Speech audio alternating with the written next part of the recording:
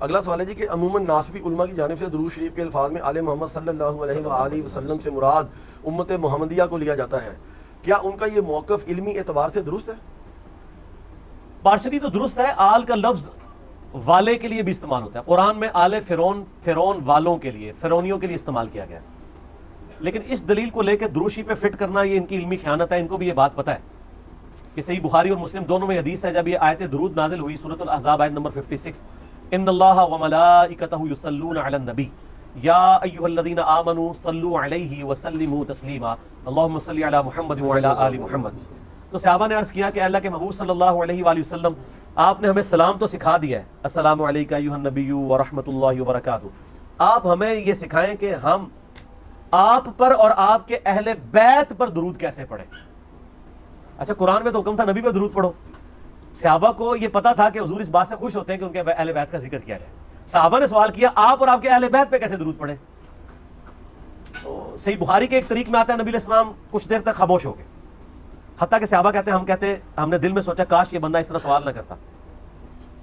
آپ خاموش ہوتے تھے جب آپ پہ وحی کا نزول ہوتا تھا، تھوڑی دیر بعد آپ نے فرمایا قولوا، کہو اللہم صلی علی محمد وعلی آل محمد کما صلیت علی ابراہیم وعلی آل ابراہیم انک حمید مجید، اللہم بارک علی محمد وعلی آل محمد کما بارکت علی ابراہیم وعلی آل ابراہیم انک حمید مجید۔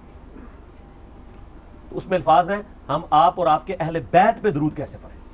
تو یہاں پہ آل محمد سے مراد پوری امت نہیں ہے بلکہ اہل بیت ہے، اور اہل بیت کون ہے؟ وہ غدیر خم کی حدیث صحیح مسلم میں 6225 سے لے کے 6228 تک کہ آل محمد میں شامل ہیں آل علی، آل جعفر، آل عقیل اور آل عباس، جو نبی اسلام کے بنو ہاشم خاندان سے ہیں، یہ مراد ہے اہل بیت۔ تو یہ جو درود میں جو آل محمد ہے اس سے مراد امت محمدیہ نہیں ہے بلکہ اہل البیت، اور اس کا ثبوت صحیح بخاری میں۔ اب جن کو اہل بیت سے چڑ تھی تو انہوں نے کہا نہیں جی نہیں پوری امت ہی شامل ہے جی، یہ سب کچھ آپ دیکھیں آل تو فرعون کے لیے بھی آیا، تو ہم نے پھر بتایا کہ نبی علیہ السلام کے سامنے بھی ساری باتیں تھیں، تو آپ جان بوجھ کے اپنے بغض کا اظہار نہ کریں بلکہ جو بات جس طرح ہے اس کو مانیں، اور نبی صلی اللہ علیہ وآلہ وسلم کو یہ چیز پسند ہے کہ لوگ اہل بیت کے ساتھ ذکر کریں۔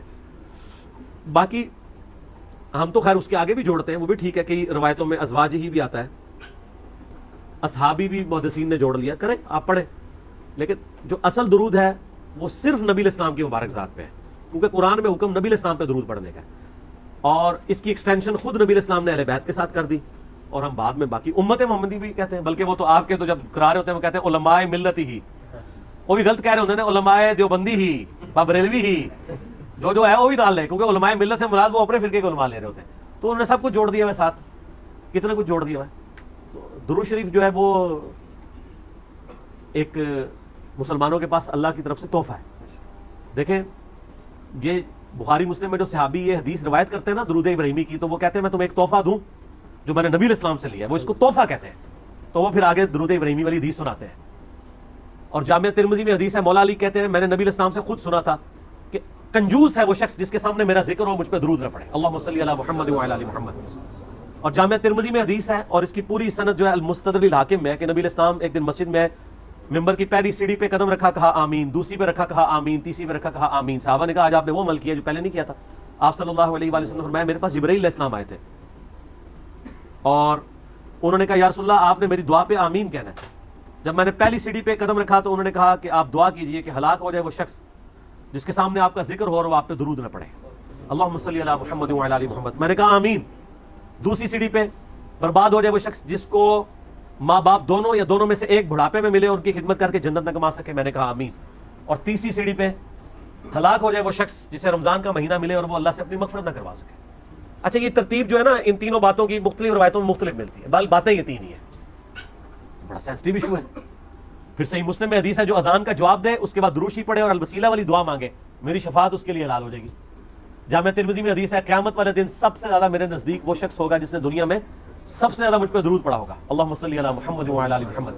میں نے درود شریف کے فضائل پہ 2 گھنٹے کا ڈیٹیل لیکچر ریکارڈ کروایا تھا ربیع الاول میں، درود شریف کے فضائل، مسائل، فقہی احکام و مسائل، اختلافات، سب کچھ۔ مسئلہ 56 درود شریف کے فضائل پہ ضرور دیکھیں کہ درود شریف کتنی بڑی نعمت ہے۔ ایک مجلس میں ایک دفعہ درود شریف پڑھنا ضروری ہوتا ہے۔ مسند احمد میں فضل الصلاۃ علی النبی اور باقی کتابوں میں موجود ہے کہ اگر کوئی شخص کسی مجلس میں جائے اور بغیر اللہ کا ذکر اور درود شریف کے اٹھ جائے تو قیامت والے دن جنت میں بھی پہنچ جائے تو اسے اس بات پہ حسرت ہوگی، جب وہ اجر دیکھے گا کہ یار میں کاش جو ہے وہ درود اور اللہ کی حمد کے بغیر نہ اٹھتا۔ اور وہ جو ترمذی میں حدیث ہے، نبی علیہ السلام بیٹھے ہوئے تھے، عبداللہ ابن مسعود کہتے ہیں کہ ایک شخص آیا، اس نے نماز پڑھی اور نماز کے ساتھ فوراً ہی دعا شروع کر دی بغیر حمد و درود کے۔ آپ علیہ السلام نے فرمایا سائل نے جلدی کی۔ ایک اور دوسرا شخص آیا، اس نے نماز کے بعد حمد بیان کی، پھر درود شریف پڑھا، پھر دعا مانگی، تو آپ فرمایا سل تعطا، سل تعطا، مانگ تجھے دیا جائے گا، مانگ تجھے دیا جائے گا۔ پھر جو پہلے آیا تھا اس کو آپ نے کہا کہ یہ طریقہ نہیں ہے، جب بھی تم نماز میں دعا مانگو یا نماز کے بعد تو پہلے اللہ کی حمد بیان کرو، پھر درود شریف پڑھو، پھر دعا مانگو، جیسے ہم نماز میں بھی کرتے ہیں، التحیات للہ والصلوات والطیبات، یہ اللہ کی حمد ہے، پھر نبی علیہ السلام پہ سلام ہے، پھر درود شریف ہے، پھر اینڈ پہ دعائیں، یہ ترتیب ہے۔ تو یہ دعاؤں کی قبولیت کا ذریعہ ہے اللہ کی حمد اور درود شریف پڑھنا۔ درود شریف جو ہے وہ یعنی مسلمانوں کا اوڑھنا بچھونا ہونا چاہیے۔ اور میں اس حوالے سے کریڈٹ دوں گا، میں نے 2 مکاتب فکر دیکھے ہیں جن میں درود شریف کا اس حوالے سے اہتمام ہے۔ ایک پہلے نمبر پہ اہل تشیع ہے کہ وہ درود شریف کا بہت اہتمام کرتے ہیں، یعنی جب نبی علیہ السلام کا ذکر ہو رہا ہوتا ہے وہ صلی اللہ علیہ وآلہ وسلم پڑھ رہے ہوتے ہیں۔ اور دوسرے نمبر پہ اہل حدیث ہیں۔ آپ اہل حدیث علماء کو سنیں، آپ ایون عرب کے علماء کی تقریریں سنیں جو عرب میں عربی ہیں، مسجد نبوی میں اور حرم مکہ میں، وہ جتنی بھی دفعہ نبی صلی اللہ علیہ وآلہ وسلم کا نام لیں گے نا تو وہ آپ صلی اللہ علیہ وآلہ وسلم کے نام کے ساتھ درود شریف پڑھتے ہیں، قال النبی صلی اللہ علیہ وسلم یا صلی اللہ علیہ وآلہ وسلم۔ لیکن پاکستان میں جو اپنے آپ کو کہتے ہیں نا ہم درود والے ہیں، بارود والے نہیں ہیں، کہتے ہیں نا، ایک پارٹی ہے جو کہتی ہے ہم درود والے ہیں، اور وہ کہتے ہیں میلاد پہ بھی ہم درود پڑھتے ہیں، اذان کے ساتھ بھی درود پڑھتے ہیں۔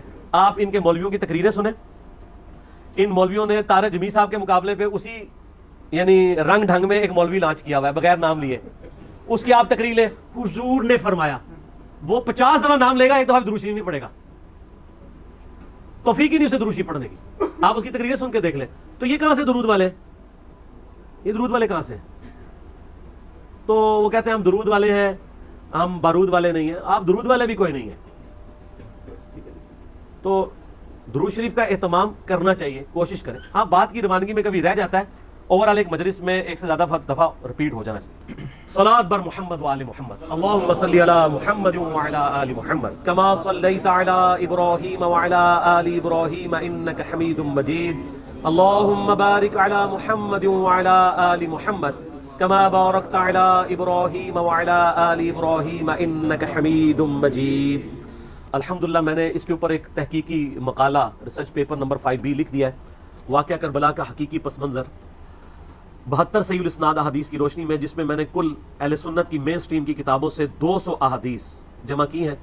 اکثر احادیث بخاری اور مسلم سے ہیں، جس میں میں نے یہ پورے کا پورا مقدمہ سیدنا عمر فاروق رضی اللہ تعالیٰ عنہ کی شہادت سے لے کر شہادت حسین علیہ السلام تک کور کیا ہے، اور اس کو احادیث کی روشنی میں مرتب کیا گیا ہے، نہ کہ تاریخ کی روشنی میں۔ ظاہر ہے تاریخ حکمرانوں نے لکھوائی ہے، اس میں ان کے اپنے انٹرسٹ بھی تھے، اکثر چیزوں کی اسناد بھی اویلیبل نہیں ہوتی، اور اس میں بخاری اور مسلم کے علاوہ جتنی بھی احادیث میں نے جمع کی ہیں ان میں دور حاضر کے جو بڑے بڑے محققین اور محدثین ہیں ان کی تحکیم باقاعدہ لگائی ہے۔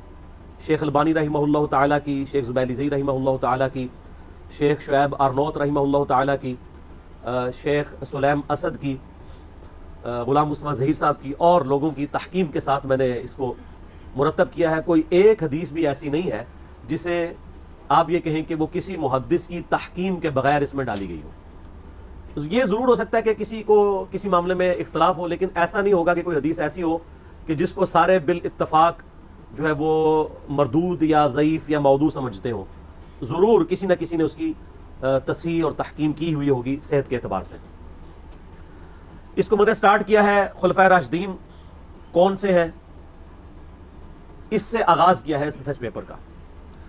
اس کے بعد پھر میں نے جو جنگ جمل صفین اور نہروان ہوئی، شہادت عثمان والا ایشو ہوا، اس کو کور کیا ہے، صلح حسن کو کور کیا ہے، یزید کی ولی عہدی کو، اور الٹیمیٹلی سیدنا حسین ابن علی رضی اللہ تعالی عنہما وعلیہم السلام کی مظلومانہ شہادت کو صحیح الاسناد احادیث جو اہل سنت کی کتابوں سے ہے اس سے کور کیا الحمدللہ۔